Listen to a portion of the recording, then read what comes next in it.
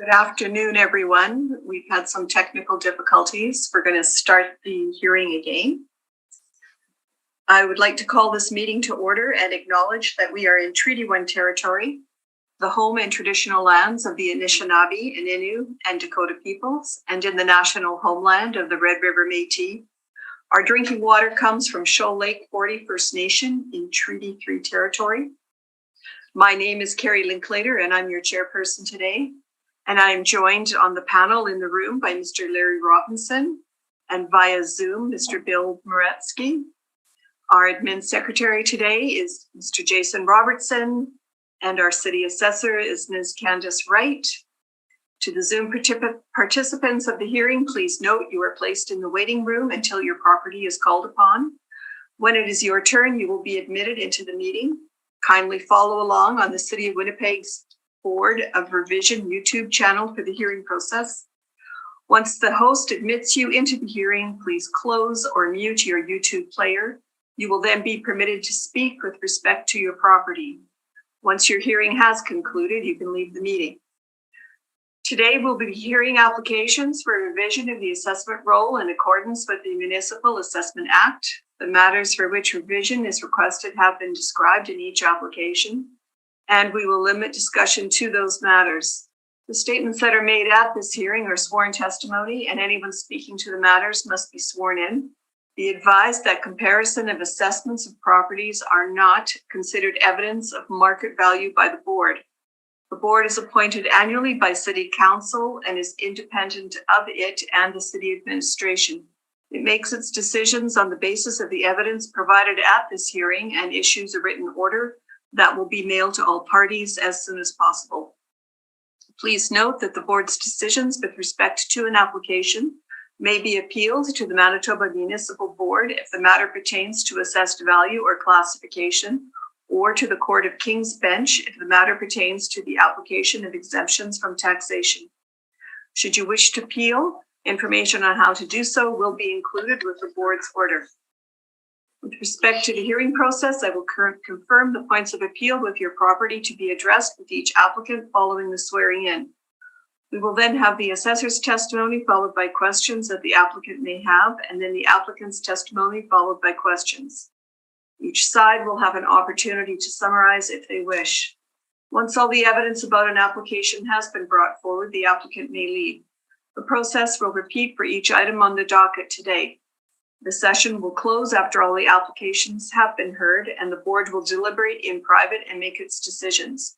You will receive the board's decision by registered mail as soon as possible. And as information, all public hearings are live streamed, recorded, and will be part of the public record.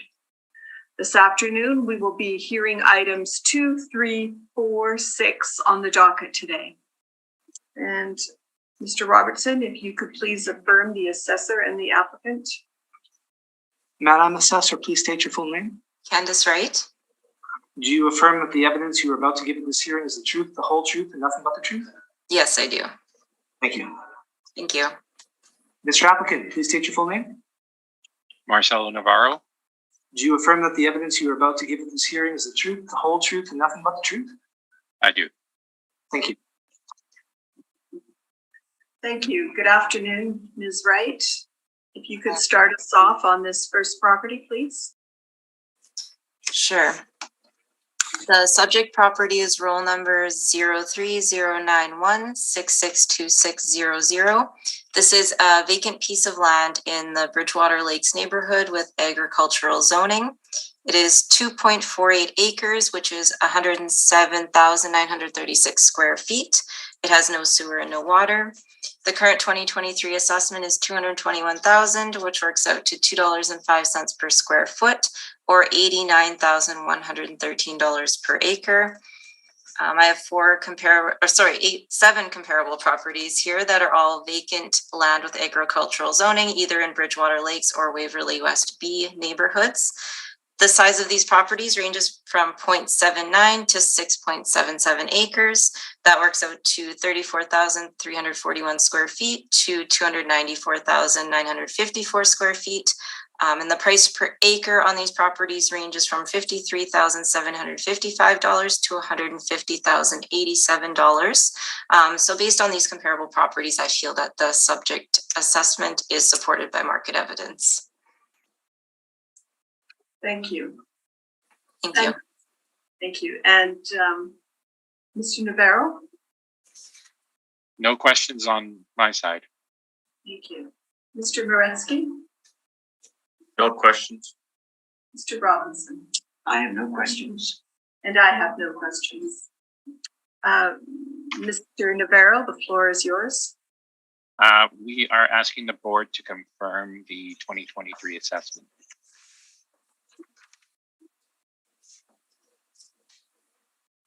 And I thank you.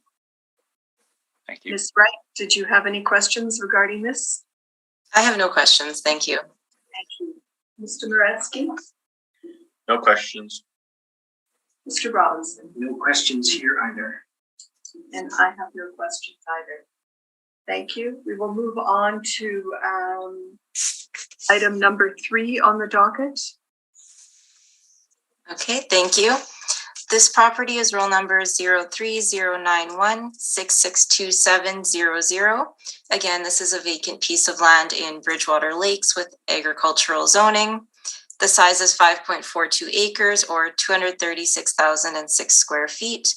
The property has no sewer and no water. The current 2023 assessment is $421,000, which works out to $1.78 per square foot or $77,675 per acre. Again, I have 7 comparable properties here that are all vacant pieces of land in either Bridgewater Lakes or Waverly West B. All have agricultural zoning and no sewer, no water. The size ranges between 0.79 acres and 6.77 acres. And the sale price per acre ranged from $53,755 to $150,087. Thank you. Thank you. Mr. Navarro, any questions? No questions. Thank you. Mr. Moretsky? I have no questions. Mr. Robinson? No questions. I also have no questions. Mr. Navarro, the floor is yours. As with the other one, we're asking the board to confirm the 2023 assessment. Thank you. Ms. Wright, questions? No, thank you. Mr. Moretsky? No questions. Mr. Robinson? No questions. And I have no questions. Thank you for your appearance today, Mr. Navarro. And I think both of your items are concluded. Great. Thank you and have a good day, everyone. Thank you. Thank you. Goodbye. Bye. We are now going to proceed to item number 4, which is 514 Wellington Crescent. Jason. Mr. Applicant, please state your full name. M. Reese. Do you affirm that the evidence you are about to give at this hearing is the truth, the whole truth, and nothing but the truth? I do. Thank you. Thank you. Good afternoon, Mr. Reese. Good afternoon. Ms. Wright, if you would like to start us off on this property, please. Sure, sounds good. Thank you. The subject property is roll number 1204044800. This is 514 Wellington Crescent. It is a vacant piece of land in the Crescentwood neighborhood with R1L zoning. The lot size is 31,313 square feet. The property does have a few influences. It's located on an external corner. There's medium traffic. It's across from a park and it is near a school. The current 2023 assessment is $1,274,000, which works out to $40.69 per square foot. The property most recently sold back in 2016 for $1.25 million. At the time, there were improvements on site. So there was a house at that time that has since been demolished. So that sale wasn't really a vacant land sale. There was a house on site that's been demolished since then. I have 4 comparable properties here that are all vacant land sales in either the Wellington Crescent neighborhood or in Crescent Wood. All comparable properties have R1L zoning. The lot size ranges from 10,791 square feet to 19,150 square feet. Comparables 1 and 3 have a light traffic influence on that portion of Wellington Crescent. Comparable 3 is located on an external corner, and then comparable number 4 has a park influence. The sale price for these properties range from $520,000 to $940,000. That gives us a time-adjusted sale price range from $546,000 to $1,019,000, and the time-adjusted sale price per square foot ranged from $50.60 to $67.96.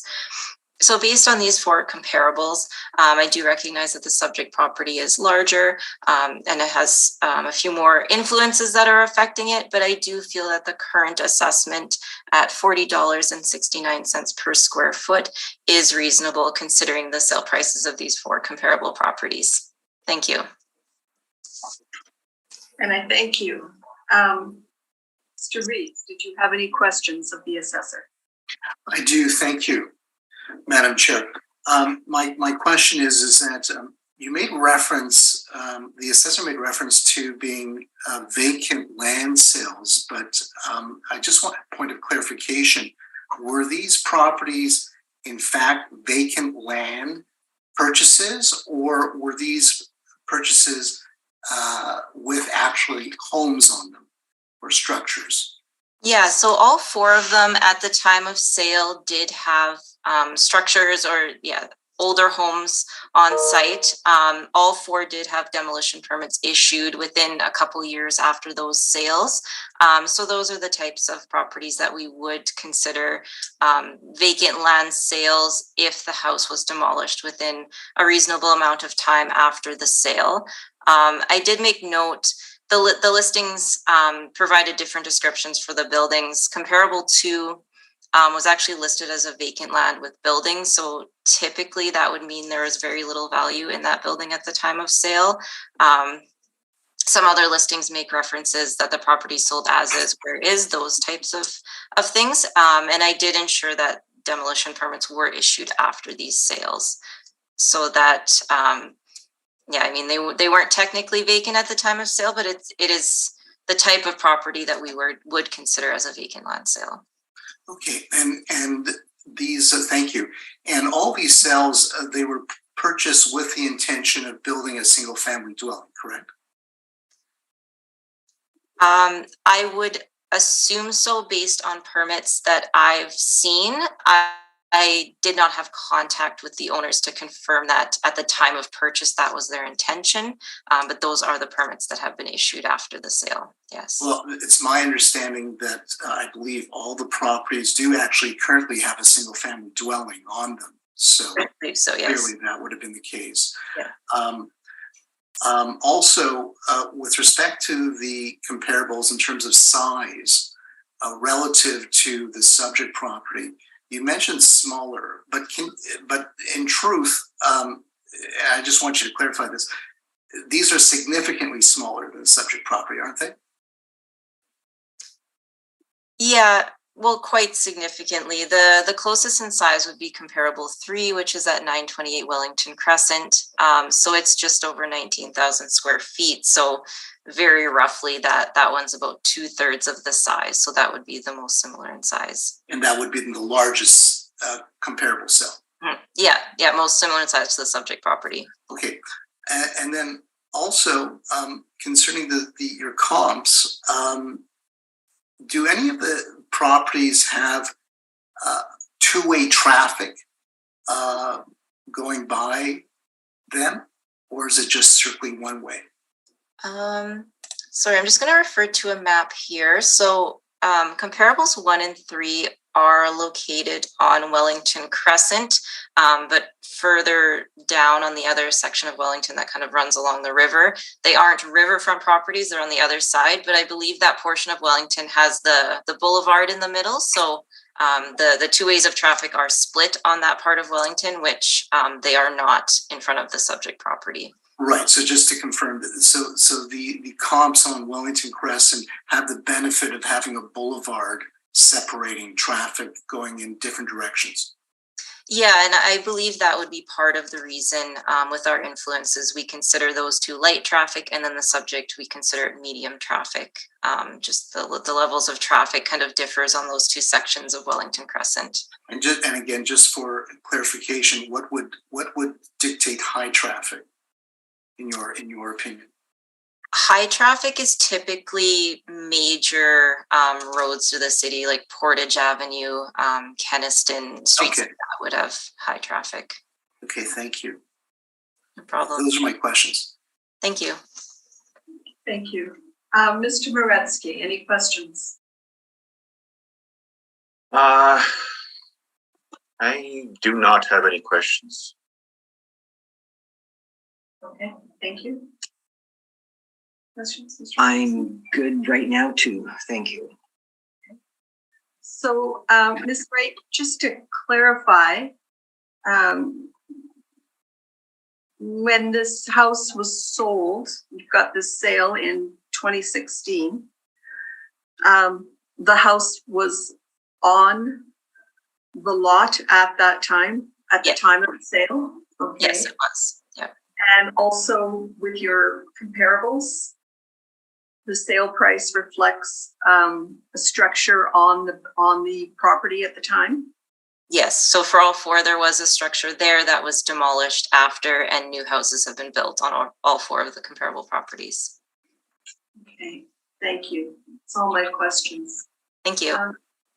Mr. Reese, if you'd like to proceed, please. Yes, thank you. So once again, we're talking about 514 Wellington Crescent, and I suspect you all have the benefit of the exhibits that were filed. I have them, yeah. Yeah. A to including E? Yes. Okay. So for the sake of simplicity, I'll just quickly reference the exhibits and expand on some of them. So Exhibit A is the subject property. And of course, you appreciate this is a property that is assessed at $1,274,000, which translates into a whopping $40.69 per square foot. The property is next to St. Mary's private school. It is across, not directly, but almost across the street from a popular restaurant referred to as 529 Wellington Crescent that has a parking lot fronting Wellington Crescent. It is on a relatively high traffic corridor with two-way traffic. And what's critical here is that the subject property was purchased solely to be either redeveloped or frankly retrofitted, and failing such, to be developed as a multi-family condo complex. And so I just want to be clear, this was a commercial venture. It was purchased with the intention of a commercial venture. It is one lot away, being adjacent to St. Mary's School from Academy Road, a very high traffic area. And it is also in very close proximity to various churches, as well as a synagogue, which also has parking. At least the Sherzedek Synagogue, which is across the street, has parking fronting Wellington. And similarly, the Unitarian Church, just one block over to the, let me get my bearings, to the west, it also has a surface parking lot as well. So that's concerning Exhibit A. Exhibit B, and forgive me, Exhibit A, just expanding on Exhibit A. Yes, this was purchased back in April of 2016 for $1,250,000, and it did actually have a mansion on it, consisting of approximately 8,185 square feet. And of course, the land area is, just to confirm, is 31,313 square feet. Exhibit B speaks to the issues that the current owner has experienced with respect to his failed development. The property was, in fact, at one point in time recommended for rezoning with the intention of building a 4-story, 8-unit complex on the site. But unfortunately, that rezoning was retracted by the city, and the property currently remains vacant. And forgive me, the property was in fact demolished back in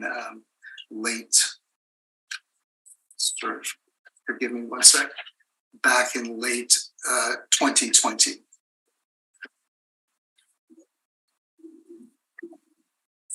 Exhibit C is really strictly for information purposes, and that's a vacant property just a stone throw away on the river, fronting the river, which is vacant again and consists of 28,505 square feet, and so happens to be adjacent to the First Unitarian Church over at 603 Wellington Crescent, and is also across the street from the Lutheran Church located at 59 Academy Road at Wellington Crescent.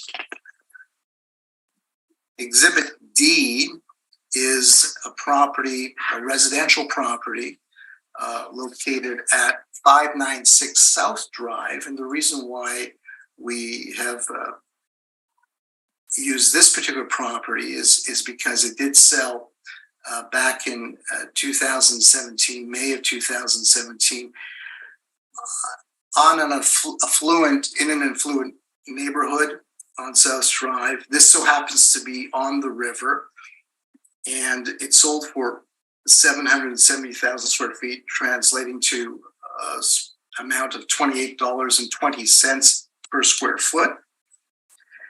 And the land area is 27,295 square feet, relatively close to the subject property.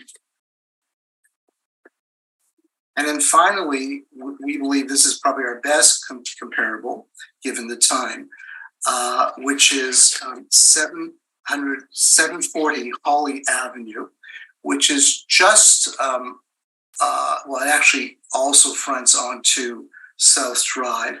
It's influenced by the Crescent Park and the golf course, and that sold for $802,000, which translates into an amount of $22.80 per square foot, and that occurred back in August of 2020. And the land area, very comparable to the subject property, is 35,174 square feet.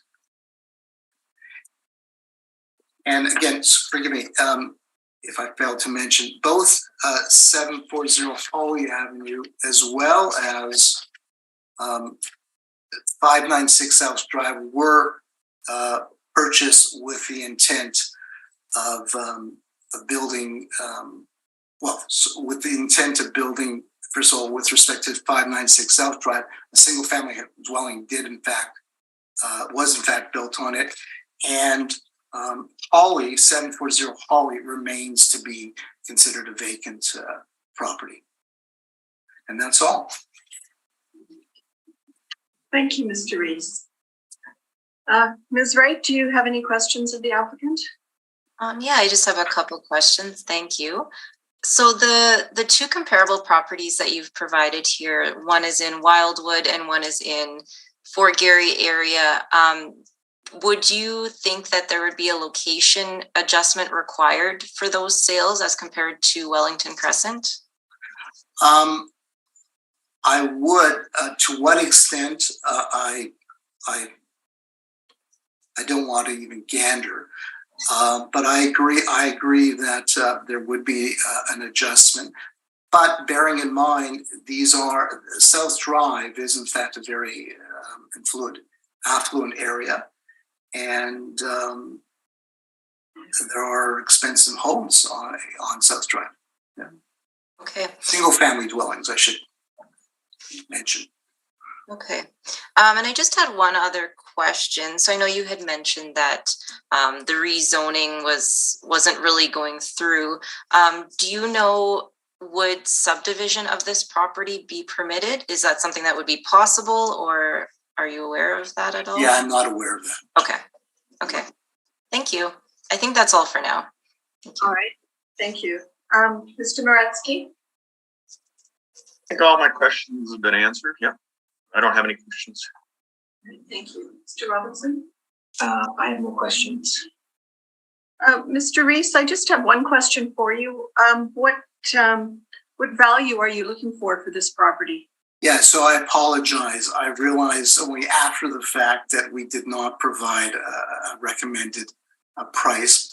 And so, so thank you for bringing that to my attention. So the price that we were seeking would be reasonable, taking into consideration the two comps that we provided. We believe that $27 per square foot would be a reasonable price, taking into consideration Mrs. Wright's suggestion of an adjustment. And that translates into $845,000 and basically $845,000 rounded. Okay. And I thank you. I have no further questions. Do either of you have a wish for a summation? I don't think so. I mean, it's a difficult property to value. So, I mean, I still feel that properties in the Wellington Crescent and Crescentwood neighborhoods are comparable to the subject property. Like I said, I recognize that it's a larger lot. It has more influences being near the school with the higher level of traffic. But I still feel that based on the sales I've provided, the $40.69 per square foot is reasonable for the 2023 assessment for 514 Wellington. Thank you. Thank you. Mr. Reese, did you have anything you'd like to say? Yeah, and regrettably, contrary to Ms. Wright, we don't believe the assessment department's comps are in fact reasonable, considering first and foremost the sizes, and the influences, and the fact that all of these properties were in fact purchased with the intent, and in fact it ultimately materialized into single family dwellings. Whereas our comps, we believe, suggest a more reasonable, fair price, and of course we have made an adjustment taking into consideration the prestige associated with Wellington Crescent. All right. Thank you very much for your presentation this afternoon, Mr. Reese. Thank you. Thank you.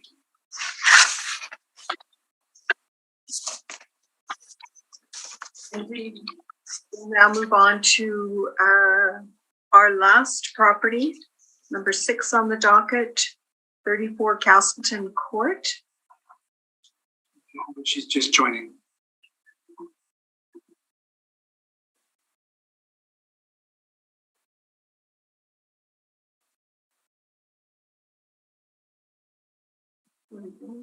Good afternoon, Ms. Hutchinson. Good afternoon. Okay, we're just going to have the assessors start. Ms. Wright? Swear in. Oh, yes, please swear. Madam applicant, please state your full name. Brenda Hutchison. Do you affirm that the evidence you are about to give at this hearing is the truth, the whole truth, and nothing but the truth? I do. Thank you. Okay, Ms. Wright, whenever you are ready. Thank you. The subject property is roll number 1000-638-4700. This is 34 Castleton Court, located in the Linden Woods neighborhood. It's a 2-story house that was built in 2005. The living area is 2,844 square feet. There is a full basement with basement finish. There are 2 full bathrooms, 2 half bathrooms, and 1 shower. There is central air conditioning, one fireplace, and an attached multiple car garage. The lot size is 10,028 square feet, and the influence is a retention pond influence. The current 2023 assessment is $859,000, which works out to $302.04 per square foot. I have 4 comparable properties here that are all 2 stories located in Lindenwoods. The year built ranges from 1989 to 2004. Effective year built ranges from 1999 to 2004. The size of these houses ranges from 2,298 square feet to 2,946 square feet. All either have full basements or a walkout. Comparable number 3 does have a walkout basement, which would require an adjustment. Typically walkouts do add value, so I do recognize that that is a feature for that property that would add value. All comparable properties have basement finish, all have 3.5 bathrooms, central air conditioning, all have fireplaces, with the fireplace count ranging between 1 to 3. All have the attached multiple car garages. Comparables 2 and 3 do have pools, so again, that would require an adjustment. And comparable number 1 has a sunroom. The lot size for these properties ranges from 5,831 square feet to 14,822 square feet. Now, comparables 1 and 2 are similar to the subject in that they have a retention pond influence. Comparable number 3, we consider retention pond adjacent. So that means that the property directly backs onto the pond rather than some parkland in between the property line and the pond. And then comparable number 4 is actually located on a park. So if you refer to my map, it's just a bit further away from the pond, so it doesn't really have a view of that pond as much, so it just has the park influence. The sale price for these properties range from $680,000 to $980,000.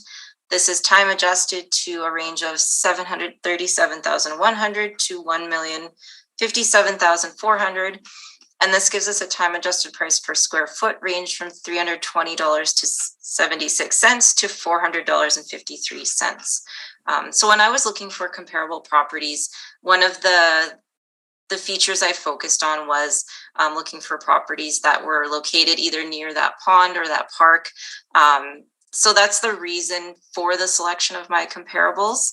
I would say comparable number 1 is closest to the subject property. It's actually the neighboring property. Comparable 2, I do recognize that it's an older house that has been renovated, so that would be a little less similar. And I already did mention that comparable 3 has that walkout basement that would require an adjustment. But I do feel that based on these 4 comparables, that the current 2023 assessment of $859,000 is supported by market evidence. Thank you. Thank you. And Ms. Hutchison, do you have any questions of what the assessor has just presented? No, I understand what the assessor said. Okay, thank you. Mr. Moretsky? On the walkout basement versus full basement, you mentioned that there would be an adjustment for pump number 3. Yeah. So given the parameters of that particular property, what would your estimate be on the adjustment for that?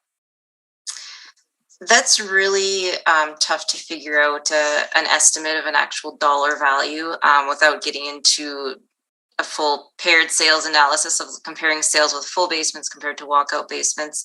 Like I said, it definitely would add value to the property. And I mean, I would think that's likely a contributing factor to why that's the highest sale price here that I've included. So I'm really not too sure of an exact amount, but it definitely would add value to the property.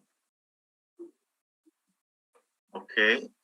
Regarding the in-ground pool on comp number 3, kind of a similar question there.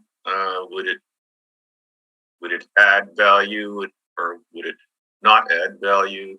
What would be the extent of that each way? Yeah, and pools can be tricky. It depends on the market. So often the amount of added value for a pool can be difficult to determine. Some people will pay more for a pool, some people don't want a pool, and it'll actually subtract from the market value. So it is difficult to say. I do believe in this neighborhood that pools likely do add a bit of value. But again, it's really difficult to put a number on how much value would be added from a pool. So in your opinion on your 4 comps, which one is the closest comparison or best comparison to the subject property? I would say comparable number 1. It's actually the neighboring property, so it's directly beside the subject property. So like I said, I did consider a lot that retention pond influence. So it has a similar, I mean, it's slightly different shaped lot, but it has that similar influence with the pond. It's the most similar in year built. The size, it's only about 100 square feet larger. So I do feel that comparable 1 is definitely the most similar to the subject property. All right. No further questions. Thank you. Thank you. Thank you. Mr. Robinson. I have no questions either. Thank you. So, Ms. Wright, did you have a chance to inspect this property? I didn't personally, but I believe one of my coworkers did.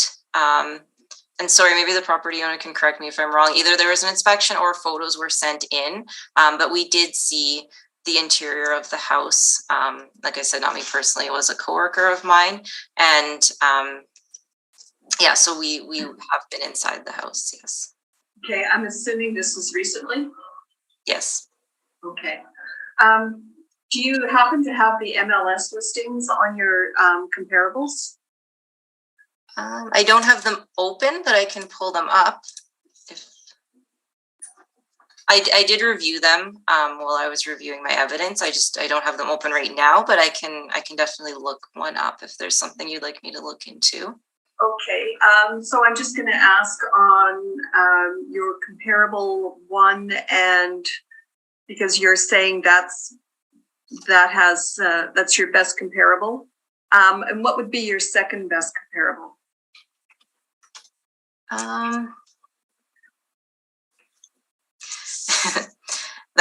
That's tough. I mean, I think I've kind of established that I feel like comparable 3 is probably the least weight should be placed on that one. It has a few characteristics that are superior to the subject. Between 2 and 4, yeah, it's difficult. I mean, comparable 2 is obviously quite a bit older, and then we have that effective year built in 1999. So that means it was built in 89, but there have been renovations since. So that can become difficult to compare to a house built in 2005. That's pretty much totally original. So in terms of year built, I would say comparable 4 is the most similar. So I'm going to ask, could you just read out some of the highlights on the MLS listings, if possible, please, on comparable 1 and 4? Comparable 1 and 4, sure. Thank you. So if comparable 1, okay, so this is for 38 Castleton Court, spacious and comfortable family home, large pie-shaped lot in a peaceful neighborhood, backyard overlooking a parkway and pond, no through traffic, bright with lots of sun from large triple pane windows throughout the house, large walk-in closet for master bedroom with custom closet organizers, also in second bedroom, office on main floor, finished basement with plenty of closed storage areas. Yeah, it's closed storage areas, sorry. And with recreational room large enough for children's play, even soccer, built-in speakers in the family room throughout the house, 3-season sunroom with a gas stove. So that, again, that would be a positive feature, that 3-season sunroom with a glass stove. Now for this property, the listing doesn't specifically mention any major renovations, and looking at the photos, it's difficult to say for sure, but I don't think there's really been major renovations to the property, not that I can see from the listing. And then, sorry, it was comparable 4 was the other one.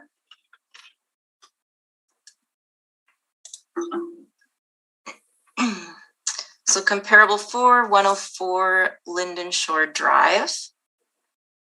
Okay, spacious, open concept, 3+1 bedroom, 3.5 bath home backs onto the park in desirable Linden Woods. This home features a bright, imposing pillared entrance foyer, formal living room and dining room with cathedral ceilings, 12-foot bay window, office, laundry, mudroom, and 2-piece bath, large eat-in kitchen with island, family room with gas fireplace, abundance of windows with views across the park and lake. The upper level offers a master bedroom with an oversized walk-in closet, luxury ensuite with jetted tub, double sinks, tile shower, and TV. And then it again just kind of goes over the basement, lower level with a finished basement with a large bedroom, etc., etc. That's fine, and I thank you. No problem. Thank you. Ms. Hutchison, if you would like to proceed with your presentation on your property. Yes, thank you. When I received my 2023 assessment, the increase of 10% jumped out at me. My home is original. It's coming up for a new roof, and I can tell you that 38 Castleton next door did put on a new roof, as have most of my neighbors, and I'm not far behind. The other thing is that my home has all original flooring, and that's carpet. And we all know that I couldn't sell my home as it is, which is fine, not looking to sell at this moment. But in order to make my home compare to homes that have sold, I would have to spend over $25,000 and upgrade the flooring, and approximately $20,000 and put a new roof on. Now, these things will most likely happen. However, they have not happened to date.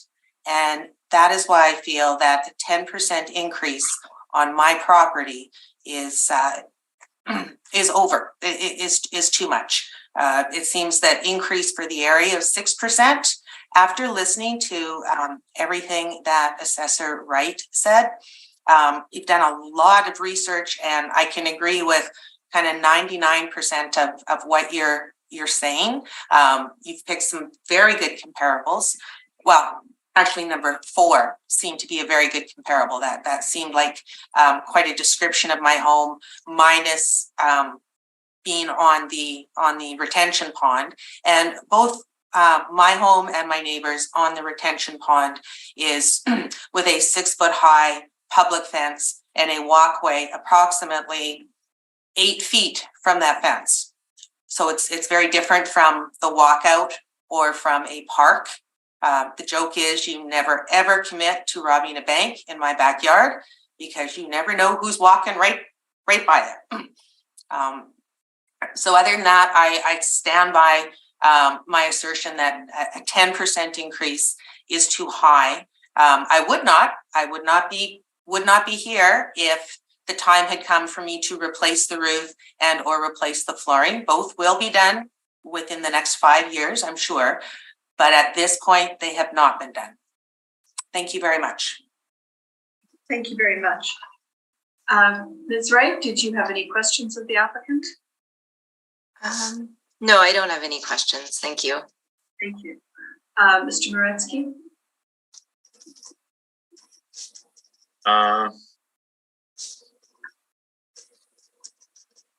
The house was built in 2005?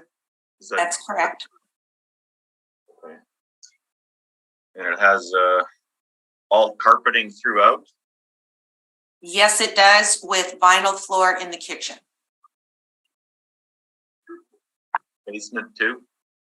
No, the basement has carpet in the part that's been finished. There's about 1,000 feet downstairs that have been finished. There is no bedroom, there is no shower, but there is a bathroom down there and a rec room with a wet bar. Okay, how many bedrooms altogether in the house? 4. All on the main floor? All on the upper floor, 2nd floor, yes.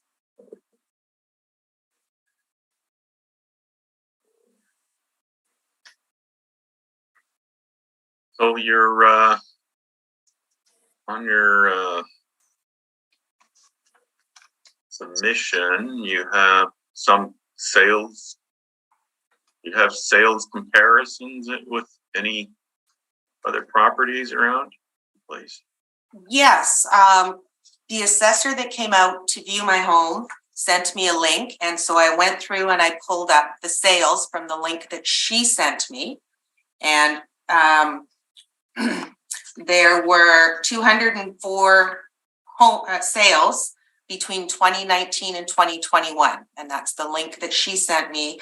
Out of those, I narrowed down to anything within my price range. I knocked out the $1 million walkouts, etc., and I came up with 4 that I felt were close, with 46 Shoreline probably being the closest. Although again, that house was ready for market, so it had hardwood floors and it was renovated inside. And my house would compare with all of these. If I was ready to sell it, the money would be put in, and it would have hardwood floors, and it would have white paint everywhere, and it would have a new roof. But that's not where we're at right now. What would be the square foot? Yeah, of any of these? Do you have any of that information? No, I don't. It was not on. It was. I didn't have access to very many of the MLS listings. So just off the link that was provided by your office, no, there is no square footage listed.